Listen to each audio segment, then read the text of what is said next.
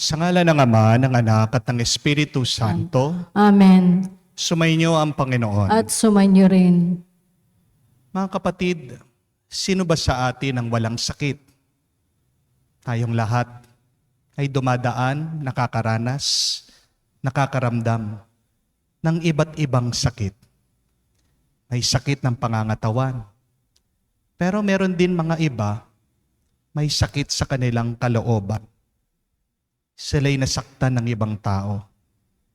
Meron din ang iba, may sakit sa kanilang pag-iisip. Meron silang mga takot, meron silang pag-aalala, meron silang galit, meron silang mga bagay na hindi makalimutan sa nakalipas. At marami din, alam ko, may sakit sa inyo, sa bulsa, sa kanilang mga pitaka, naghahanap ng pera. Di po ba? Pero wag nating kalimutan, isa din sa mga sakit na hindi natin pinapansin ay ang sakit ng ating mga kaluluwa. Dahil sa ating paulit-ulit na pagkakasala. Mga kapatid, hindi tayo magkakasakit kung tayo ay nakalapit palagi sa Diyos. Kung hihiling lang tayo sa Diyos, ipagkakaloob niya sa mga pagkakataon na kung saan nanatili tayong napakalayo sa Diyos. Dahil napakataas ng ating loob. Ayaw nating humiling, ayaw nating magpatulong sa Kanya. Magpakumbaba tayo, mga kapatid, para tayo ay makitang karapat-dapat muli na makatanggap sa mga banal na misteryo na magpapalakas sa atin, na magiging lunas ng ating mga iba't ibang sakit. Inaamin ko Sa makapangyarihang Diyos at sa inyo mga kapatid, na lubha kong magkasala sa isip, sa salita at sa gawa at sa aking pagkukulang. Kaya isinasamo ko sa mahal na Birhen Maria, sa lahat ng mga anghel at mga banal, at sa inyo mga kapatid na ako ay ipanalangin sa Panginoon ating Diyos. kaawaan tayo na makapangyarihang Diyos, patawarin tayo sa ating mga kasalanan, patnubayan tayo sa buhay na walang hanggan. Amen. Panginoon, kaawaan mo kami. Panginoon, kaawaan mo kami. Kristo, kaawaan mo kami. Kristo, kaawaan mo kami. Panginoon, kaawaan mo kami. Panginoon, kaawaan mo kami. Manalangin tayo. Ama naming makapangyarihan, ipagkaloob mo ang pagsilang ng manunubos ay lagi naming sambahin at isaloob. Sa pagtataguyod ng talang maliwanag na sumikat, sa pamamagitan niya kasama ng Espiritu Santo, magpa sa walang hanggan. Amen.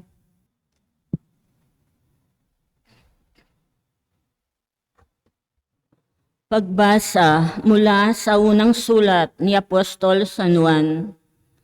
Minamahal kong mga kapatid, sino ang makapagtatagumpay laban sa sanlibutan? Ang sumasampalatayang si Jesus, ang anak ng Diyos, si Jesucristo ang naparito sa sanlibutan. Bininyagan sa tubig at nagbubo ng kanyang dugo sa kanyang kamatayan. Hindi lamang bininyagan sa tubig, kundi nagbubo pa ng kanyang dugo. Ang Espiritu ang nagpatotoo tungkol dito, sapagkat ang Espiritu ay katotohanan. Tatlo ang nagpapatotoo, ang Espiritu, ang tubig at ang dugo, at nagkakaisa ang tatlong ito. Tinatanggap natin ang patotoo ng tao, ngunit lalong matibay ang patotoo ng Diyos. At iyon ang patotoo ng Diyos tungkol sa kanyang anak.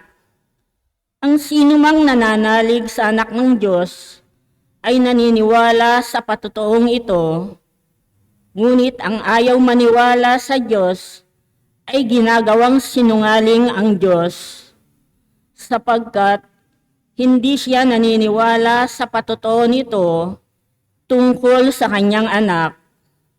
At ito ang patotoo, Ipinagkaloob sa atin ng Diyos ang buhay na walang hanggan at ito'y makakamtan natin sa pamamagitan ng kanyang anak.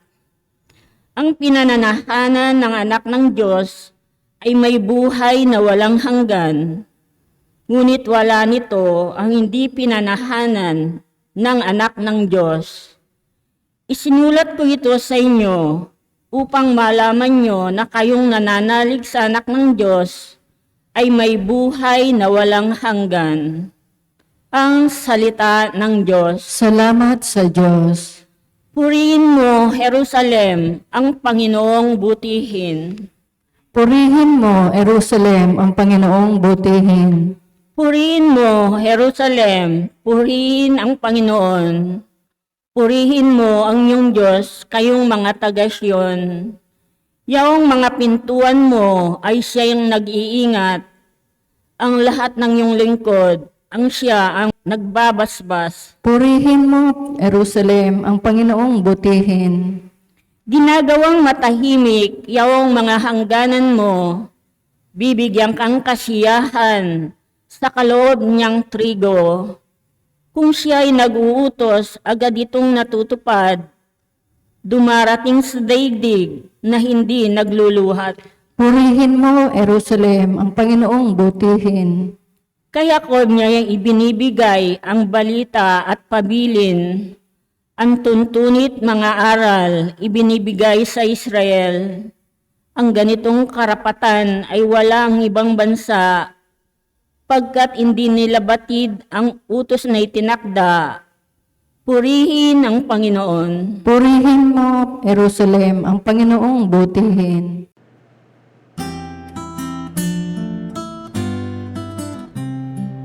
Alleluia, alleluia, alleluia, alleluia,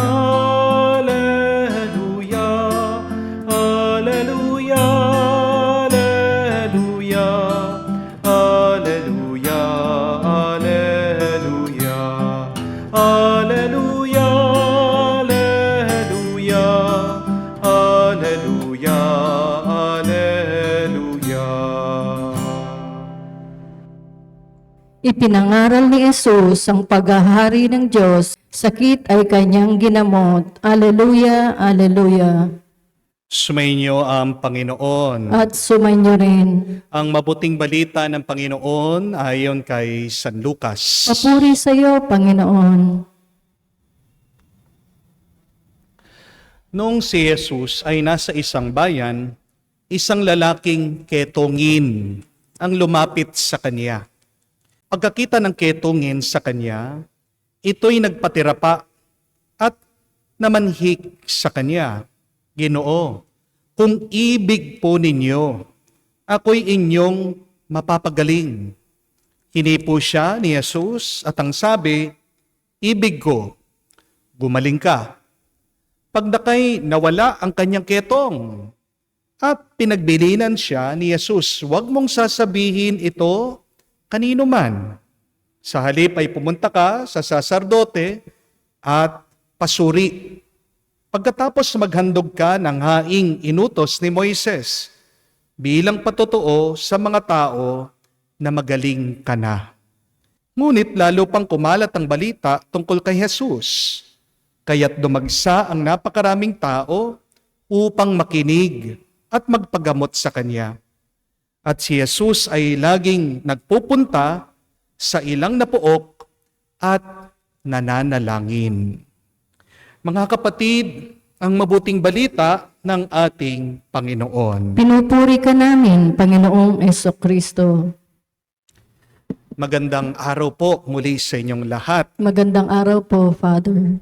Alam niyo po ba na may nakita ang mga scientists sa Chernobyl, Russia? Isa pong black fungus na kumakain ng gamma radiation. Kung maalala po ng iba sa inyo, noong 1986, may sumabog pong nuclear plant doon po sa Russia. At napakarami po mga tao ang nasawi. At kahit na matagal na po na nangyari, dahil po doon sa radiation, napakarami po mga tao ang nagkasakit. Pero after 30 years, isipin niyo po, nabigla po ang mga scientifico, meron isang tumubo na misteryosong fungus para pong halaman na sinisip-sip niya, nililinis niya yung pong radiation doon po sa lugar na yon. At dahil po sa fungus na ito, ang paniwala po ng mga ibang scientists, darating din po ang araw na makakabalik yung mga tao doon para mamuhay ng normal. Hindi ko po alam kung alam nyo din po ito. Isa din pong good news ng ating ozone layer. Dati po sabi nila, butas yan. Kaya nga po meron tayong global warming. Kaya nga po napakainit dito po sa ating mundo. Darating din po ang araw na magre-recover din po yan at magiging healthy. At isa pong napag-alaman at nakita ng mga scientists, dahil po sa nangyaring COVID, noong po 2019 at 2020, maaalala nyo, di ba, tumigil ang lahat, wala pong gumamit ng mga sasakyan dahil tayo mga naka-lockdown. Dahil po dito, bigla daw nakabawi yung ating ozone layer. Dahil nag-lessen, kumonti po, yung pollution, paunti-unti po na nagiging buo muli at nagiging malusog ang ating ozone layer. At meron pa pong isang good news para po sa mga may sakit sa inyo, lalong-lalo na kung meron kayong cancer, meron po silang isang bagong na-discovery na paraan para gamutin ang cancer ngayon. Gumagamit na po sila ng sound wave. Yan po ang nagpapaalis ng mga cancer cells sa katawan. At dahil po sound wave ang ginagamit, hindi na daw po kailangan ng operasyon. Hindi ka na kailangan tusukan ng karayom, gamitan po ng kutsilyo, hindi na kailangan buksan ang iyong katawan. Hindi na rin po kailangan ng radiation na madalas. Yan na nagiging sanhi. Bakit nanghihina ang katawan ng taong may cancer? Darating din po ang araw na ang cancer magiging isang normal, curable disease. Di po ba good news yun? Pero bakit ko po sinasabi ang mga bagay na ito sa inyo? Kasi mga kapatid, gusto ko pong ipakita sa inyo na may ginagawa ang ating Diyos para maghilom ang mundo, para gumaling ang tao. Kahit na madalas tayo ang nagiging dahilan. Bakit nagkakasakit tayo? O kaya naman tayo din na nagiging dahilan. Bakit ang ibang tao ay nasasaktan? Kay buti ng Diyos. Hindi niya hahayaan na magpatuloy ang sakit. Hindi hahayaan ng Diyos na manatiling nasasaktan at nanghihina ang tao. Sabi po sa unang pagbasa, nagwagi na ang Diyos sa mundo. Who is the victor of the world? No other than God. God is the victor of the world. Kaya nga po, hindi magwawagi ang kasamaan. Hindi mananatili ang sakit. At hindi magtatagumpay ang kamatayan. Dahil ang ating Diyos ay mabuti, mapagmahal, at makapangyarihan. Kaya nga, wala pong sakit na hindi kayang gamutin ng Diyos. Amen? Sa ating pong ebanghelyo, narinig natin ang kwento tungkol sa isang lalaking may ketong. Ang ketong po nung panahon ni Jesus ay isang napakalubhang sakit at karamdaman. Nilulusaw niya ang balat, ang laman ng tao. Pero tingnan niyo po, ang Diyos lang ang kayang gawin niyang buo, malinis muli ang katawan ng tao kung gugustuhin niya. Kaya nga, ano yung dasal nitong tao? Panginoon, kung gugustuhin mo lang, mapapagaling mo ako. I think that is also a very good prayer. Pag tayo'y nagdadasal, sabihin natin sa Diyos, Panginoon, kung gugustuhin mo lang, matutulungan mo ako sa aking karamdaman. Panginoon, kung gugustuhin mo lang, mapagbabago mo ang ugali nitong aking asawa, nitong aking anak. Panginoon, kung gugustuhin mo lang, mababayaran ko lahat ng aking utang. Opo, napakalaking grasya pag tayo'y nakatanggap sa Diyos. Lalong-lalo na pag gumaling ka. Hindi po ba? Marami po sa atin, isang himalayan na hinihingi sa Diyos. Kapag nakabangon ka mula sa iyong masamang karamdaman. Pero kapatid, pinapaalala din sa atin ng Ebanghelyo na hindi lang kagalingan ang pinakamahalagang grasya na pwede nating matanggap sa buhay na ito. We must remember that, my dear friends, that healing is not the most important grace that we can receive from God. Yes, to be healed is a big miracle, and yet it is not the greatest grace that we can receive in this life. Kung babalikan niyo ang ating ebanghelyo, maririnig niyo, mababasa niyo, na pagkatapos daw po na magturo ng ating Panginoon, pagkatapos siyang mapagaling ang mga taong may karamdaman at may sakit, ano ang palagi niyang ginagawa? Siya daw po ay pumupunta sa isang ilang tahimik na pook.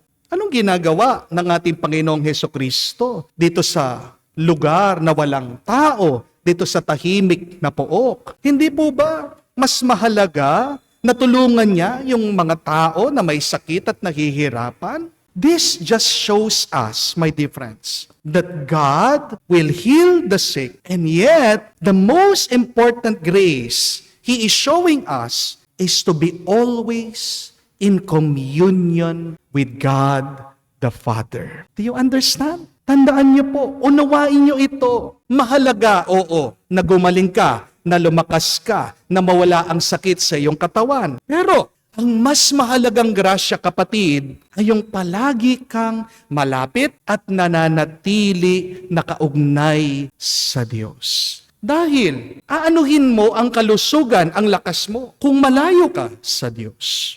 Remember that health is always a gift from God. Ang kalusugan mo ay isang bunga ng isang malalim na ugnayan mo sa Diyos. Health without God will eventually turn to sickness. Amen? Magkakasakit ka muli kung lalayo ka sa Diyos. Dahil ang Diyos ang pinagmumulan ng lahat ng buhay at lakas natin. Walang halaga ang mabuting pangangatawan kung masama naman ang iyong kaluluwa at kalooban. Amen? May kaibigan po ako, napakabait niya.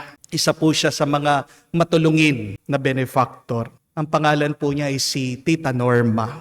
Napakarami po niyang mga kaibigan din na pari. Isang taong simbahan, matulungin po sa kanyang parokya. Palagi po siyang nagdo-donate sa mga nagpapare, sa mga nag-aaral sa seminaryo. Pero ang malungkot pong kwento, kung sino pa yung matulungin, kung sino pa yung mabait, bakit siya pang binigyan ng isang malubhang karamdaman ng Diyos?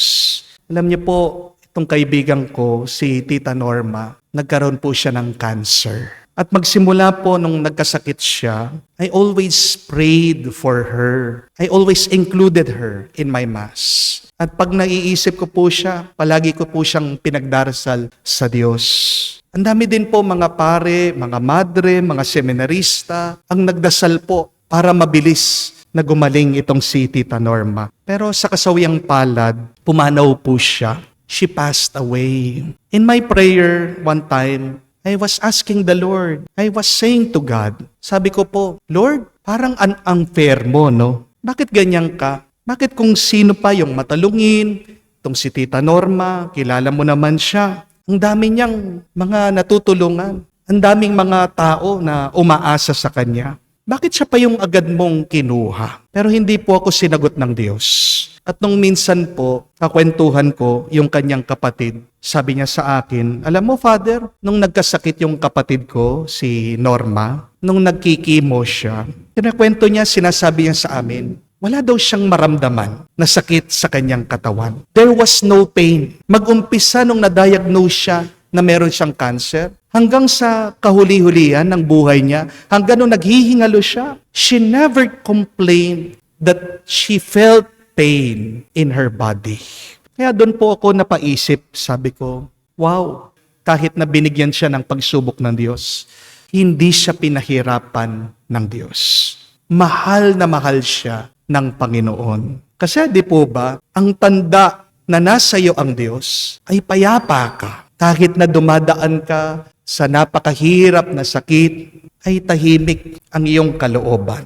Di po ba? Opo, blessing ang magkaroon ng mahabang buhay, pero may mas mahalagang pagpapala at blessing kesa sa mahabang buhay. Ano po yun? Ay isang buhay na kasama ang Diyos. So my dear friends, as we thank the Lord for the gift of life, the gift of health, the gift of healing, let us seek God always. Let us seek to be with God always. Mabuti, maganda kung gagaling ka sa iyong sakit. Pero tandaan mo kapatid, mas mabuti, mas maganda kung mananatili ka at palagi mong kasama ang Diyos. Amen? Dahil kung wala ang Diyos, wala kang buhay, wala kang tuwa, at wala kang kapayapaan. Amen.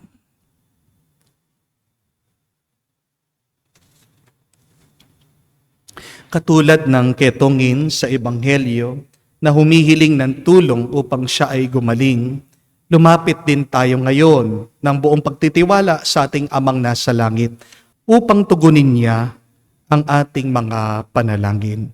Ating sabihin, Panginoon, dinggin mo kami. Panginoon, dinggin mo kami. Ang simbahan naway hindi tumalikod sa kanyang tungkulin, kumalinga sa mga tinakwil ng lipunan. Manalangin tayo sa Panginoon. Panginoon, dinggin mo kami. Ang mga siyentipiko at mga manaliksik ng medisina naway makatuklas ng lunas para sa mga di mapangkaraniwang karamdaman. Manalangin tayo sa Panginoon. Panginoon, dinggin mo kami. Ang aming pamanayan naway dumamay ng may pagmamahal at pagkalinga sa mga iniiwasan at pinagdidirihan, kasapi ng ating sambayanan. Manalangin tayo sa Panginoon. Panginoon, dinggin mo kami. Sa katahimikan po ng ating puso, banggitin din natin sa Diyos ang ating mga personal na pangangailangan. Ganyan din po, alalahanin natin, tandaan ang ating mga kapatid na may malubhang karamdaman, naway sila'y basbasan, pagkalooban na mabilis ng kagalingan ng Diyos.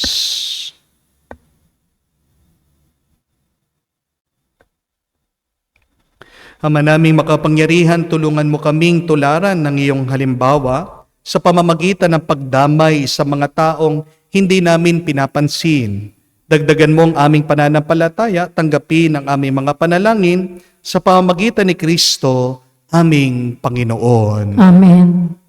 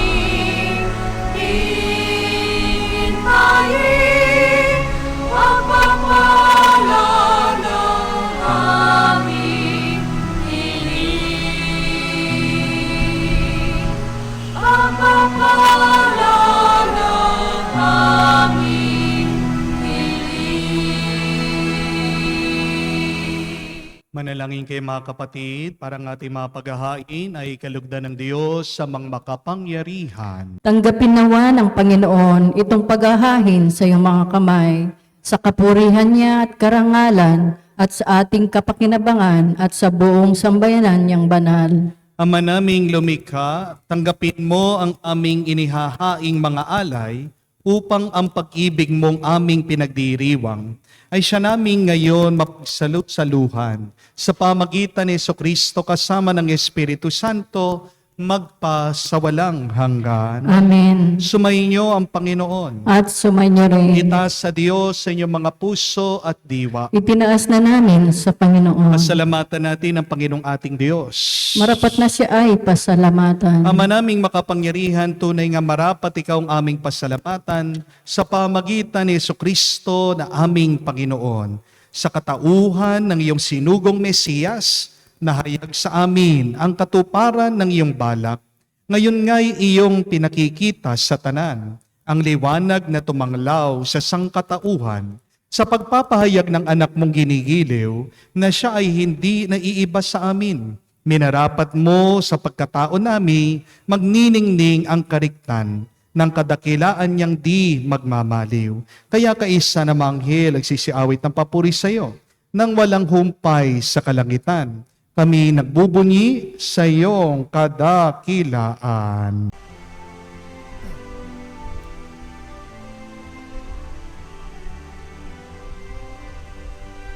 Santo, Santo, Santo, Panginoong Diyos ng mga hukbo, napupuno ang langit at lupa ng kadakilaan mo. Hosana, Hosana, sa kaitaasan, pinagpala ang naparirito sa ngalan ng Panginoon. Hosana, Hosana, sa kaitaasan. Hosana, Hosana, sa kaitaasan.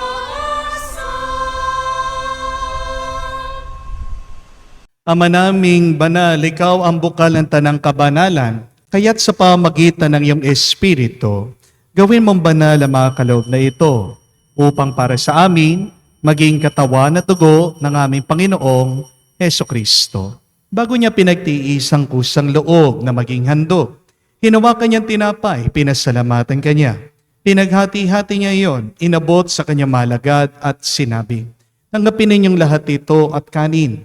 Nito ang aking katawan na ihahandog para sa inyo."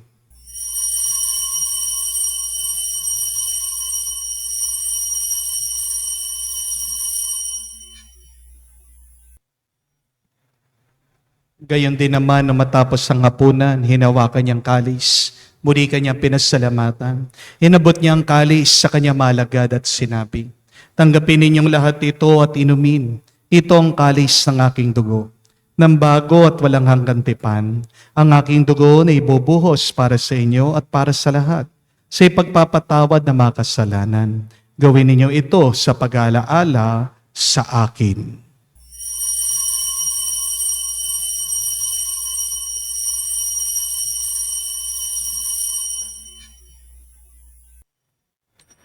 Ang misteryo ng pananampalataya.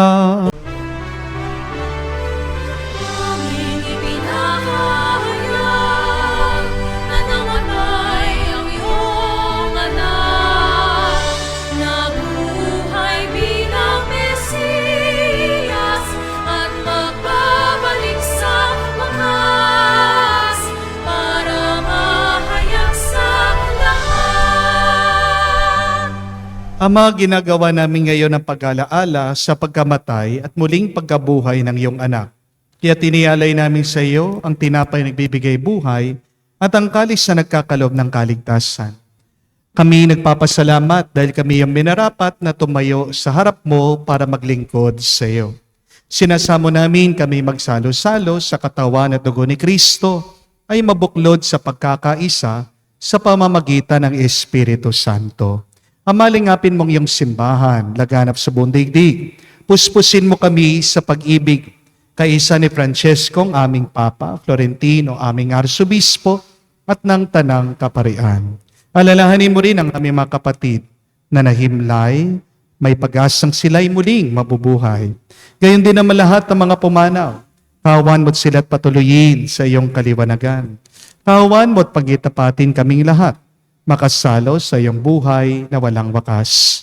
Kaisa na mahal na Birhen Maria, Ina ng Diyos, kaisa ni San Jose, ang kanyang maligayang esposo, kaisa ng mga apostol, lahat ng mga banal, na namuhay dito sa daigdig na kalugod-lugod sa iyo.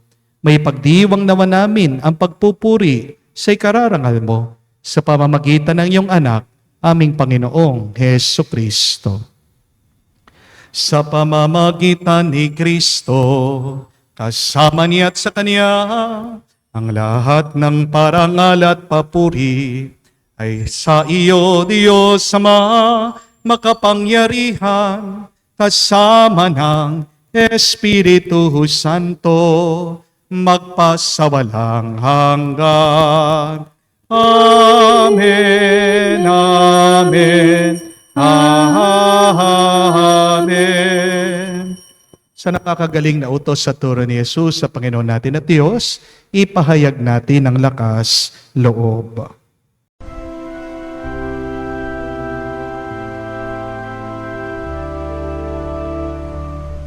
Ama namin, sumasalangit ka, sambahin ang ngalan mo, mapasa amin ang kaharian mo, sundin ang loob mo dito sa lupa para nang sa langit.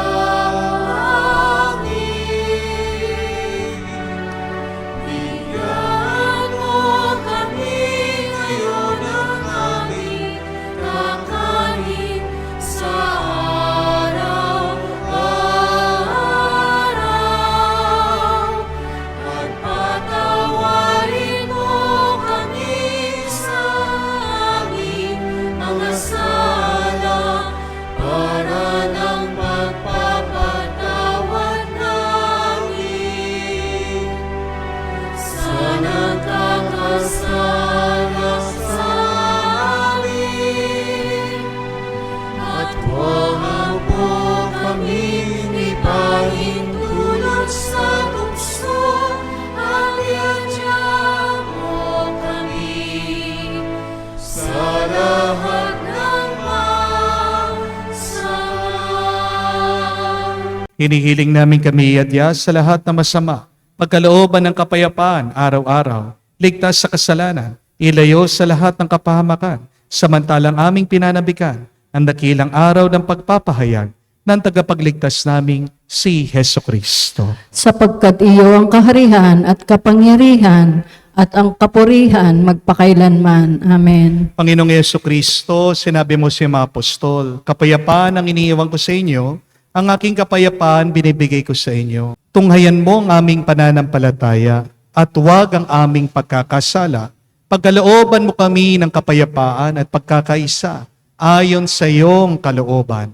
Kasama ng Espiritu Santo, magpa sa walang hanggan. Amen. Kapayapaan ng Panginoon ay laging sumainyo. At sumainyo rin. Magbigayan po tayo ng kapayapaan sa bawat isa. Peace with you po. Kapayapaan po sa inyong lahat.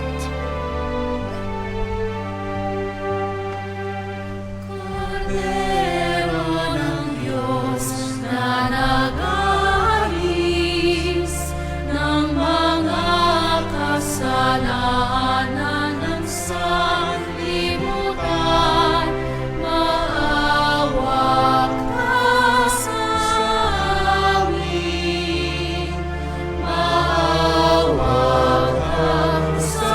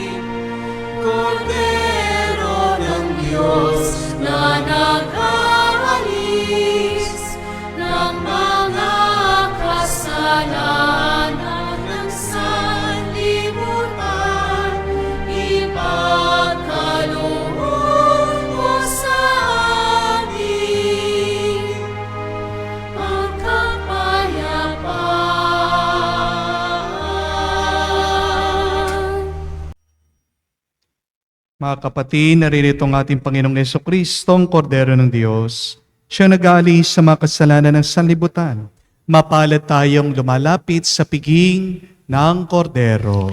Panginoon, hindi ako karapat-dapat magpatuloy sa iyo, ngunit sa salita mo lamang ay gagaling na ako.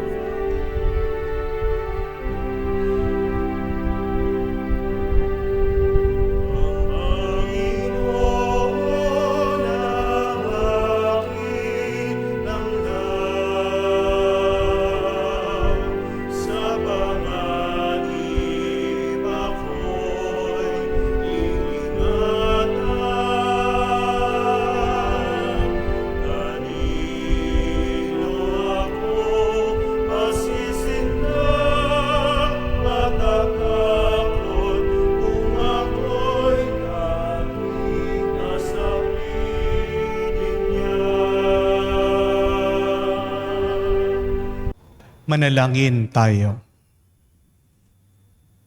Ama naming mapagmahal, ang pinagkaloob mong aming pinagsaluhan ay mapakinabangan nawa naming araw-araw upang sa pagtanggap namin sa iyong binigay, kami pagindapating maging hain sa iyo kailanman.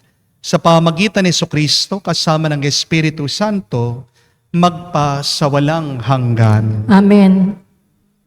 You may not realize this, but God gave us a superpower.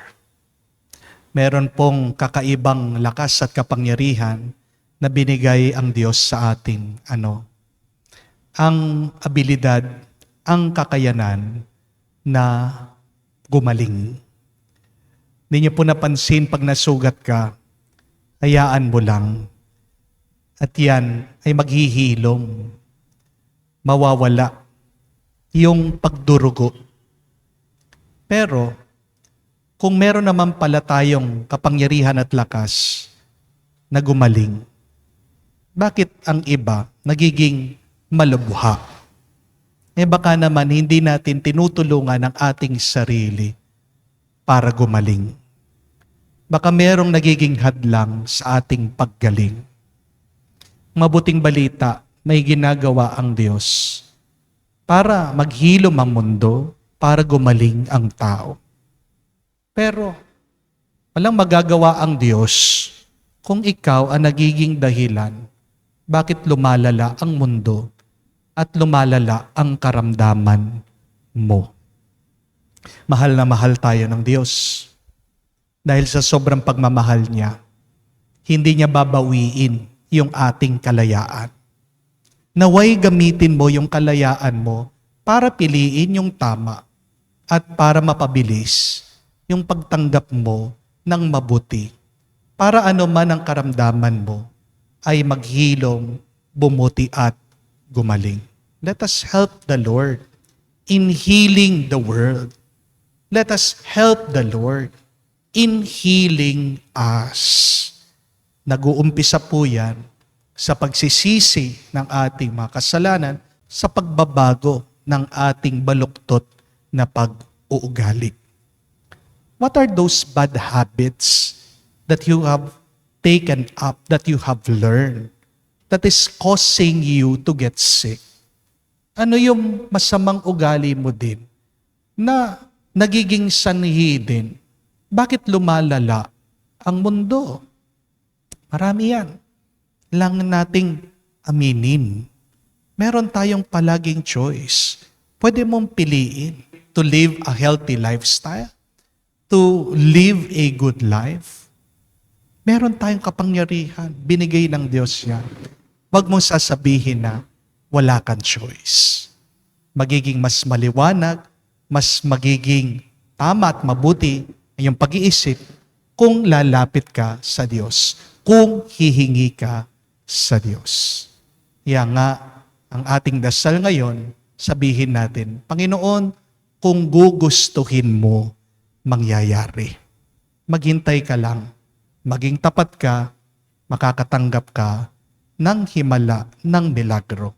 Pero, mas mahalaga pa sa milagro na matatanggap mo ay kung ikaw ay mananatiling nakaugnay at kasama mo ang Diyos sa lahat ng iyong gagawin. Dahil pag malapit na malapit ka sa Diyos, sobra-sobrang grasya ang aapaw sa buhay mo. Sumainyo ang Panginoon. At sumainyo rin. Kayo ay basbasan ng Diyos, makapangyarihan sa lahat, sa ngalan ng Ama, ng Anak, ng Espiritu Santo. Amen. Ang ating misa ay natapos na. Humayo kayo sa kapayapaan ni Kristo. Salamat sa Diyos.